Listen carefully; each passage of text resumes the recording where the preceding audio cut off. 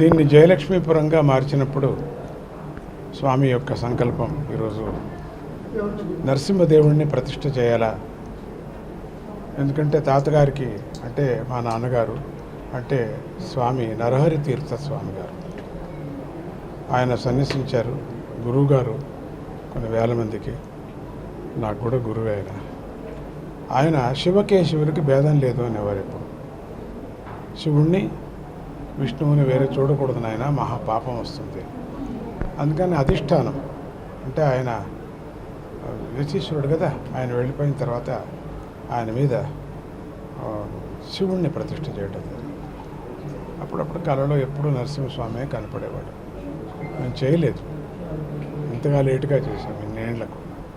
అయినా ఇప్పుడు ఈరోజు ప్రతిష్ఠ జరిగింది గ్రామస్తుల యొక్క భక్తితో. ఈ గ్రామానికి మంచిది. కానీ అంతకుముందే అమ్మవారి ఇక్కడ ప్రతిష్ట అన్నపూర్ణేశ్వరి ప్రతిష్ట, అన్నదానానికి చాలా ప్రసిద్ధి అయినటువంటి ఒక క్షేత్రం అవుతుంది. ఇంతవరకు అయ్యింది. ప్రతి పౌర్ణమికి కొన్ని వేల మందికి అన్నదానం కూడా చేయటం జరుగుతుంది. అన్నదానం మహాదానం కదా.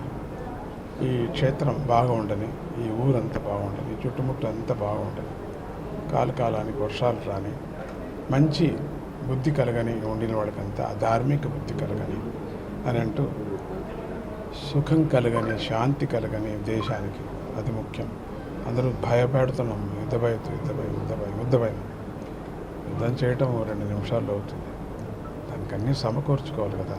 చూసుకొని ఎక్కడ ఎవరు తప్పు చేశారో వాళ్ళని పట్టుకొని వాళ్ళను మనం కొట్టాలి అనే ఒక దృష్టి కేంద్రానికి ఉన్నట్టుంది. చూస్తే అది ఆశీర్వదిస్తున్నాను.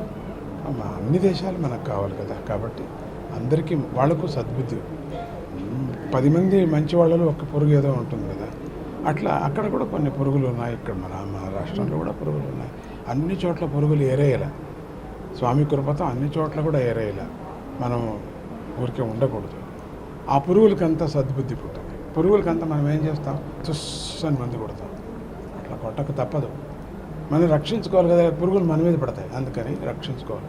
మన దేశం కాదు, ఇంకొక దేశం కాదు. టెర్రరిజం అనేది ఉండకూడదు. ఒక్కటే చాలా కష్టమవుతుందంటే ధర్మం అడిగి చంపారు కదా, అదొక్కటి లోపల కొత్త అంటుంది. తప్పితే ఇంక నాకేమీ కాదు. అందరూ ఒకటే మనుషులు కదా. సద్బుద్ధి వాళ్ళకి పుట్టని ఎదుర్కొనేటువంటి శక్తి మన పౌరులకు అందరికీ కూడా, మన దేశంలో ఉండిన వాళ్ళందరికీ శాంతి జరుగుతుంది. శిక్ష శాంతి.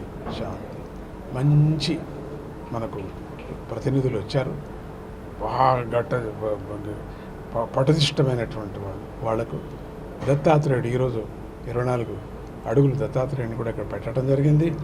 నరసింహస్వామిని కూడా పెట్టడం జరిగింది. గ్రామస్తులందరూ సంతోషంగా ఉన్నారు, చుట్టుముట్టు గ్రామం వాళ్ళంతా. అందుకే రాత్రి కూడా వాన వచ్చింది.